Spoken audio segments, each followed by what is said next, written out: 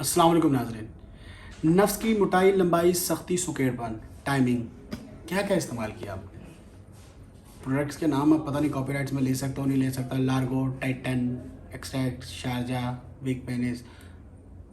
शायद 100 में से 20 ने ये किया और 20 ने ये किया, सब मायूस।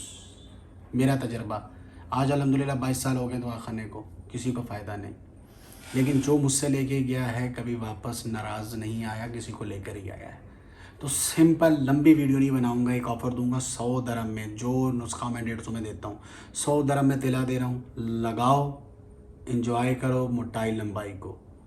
ना होने की सूरत में मनी बैक गारंटी मैं दे रहा हूँ, अपने इस फेस के साथ, अपने दवाखाने के बिल के साथ।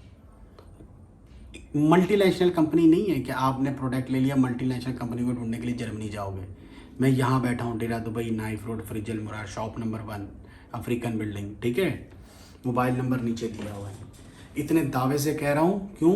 क्लिनिकली प्रूव्ड, लोगों ने इस्तेमाल किया है, 100% रिजल्ट मिले हैं। तो अगर ये तेल लगाने के लिए है, नफ्स पर मंगवाना चाहते हो, लिमिटेड टाइम ऑफर दे रहा हूँ 100 दरम।